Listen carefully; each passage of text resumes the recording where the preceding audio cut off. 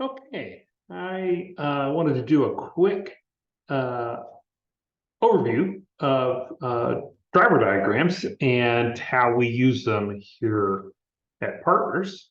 And so let's drive right in. So the basic anatomy of a driver diagram is that we have an aim, what we want to accomplish by when, and that gets as specific as we can make it.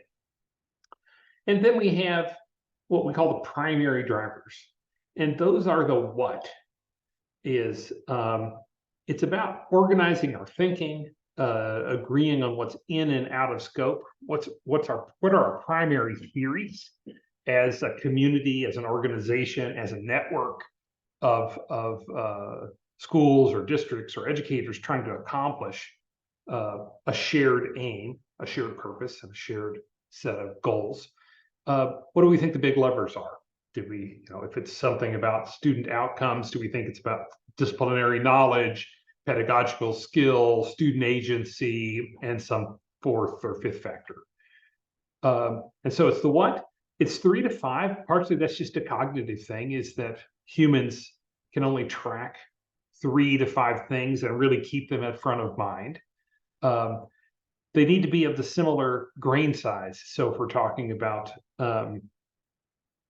like the resources or the time that needs to be allocated, or the sort of political importance in the social organization of work, they need to be high leverage. They need to be things that we in the community can take action, can influence. If it's something that's out there in the ether, that's not something we can control or influence, there's really no point in having it on a driver diagram. It's just a feature of the system, not something that we have direct action over. And so that's part of being within our span of control. Maybe others can influence a factor, but if we can't do it, it doesn't really belong on our driver diagram. Next, we talk about the secondary drivers. And this is really like in whose lane is it to actually work on that? If it's about teacher pedagogical skills, like who's proximate, who has access, who's got the coaching, who's got the protected time, who has the skills and access to the setting to coach. So yeah, coaching sessions, professional learning, if it's in schools, perhaps it's working with the district office that supports professional learning to make sure that the time gets bargained into next year's contract. So wherever it needs to be. And then it's the norms and processes. We need to have agreements about how we work together. Like the rules of evidence, how we agree on how we're going to know if we're making progress and that people are contributing. And then finally, as we get over to the right of the diagram, we have the actual change ideas. What specific things are we going to do? We're going to invest in this particular book study around the teaching of mathematics because we think cultural relevance in mathematics is a particular important lever to get to the aim that we're seeking of mastery of mathematics by 8th grade for traditionally underserved kids. And so these are the specific works. These are the testable ideas. Can we do this? Can we do it consistently? And can we see then an observable shift in the measures of interest over on the left-hand side? So that's the basic elements. And in thinking about another way to describe this is the aim is why we're doing it. We want kids on grade level by the time they reach 8th grade so that they can successfully transition to 9th grade. Over to the right is how we accomplish it. What are our best theories in terms of secondary drivers? And what are the change ideas, the testable changes that we can actually put into place in order to achieve our aim?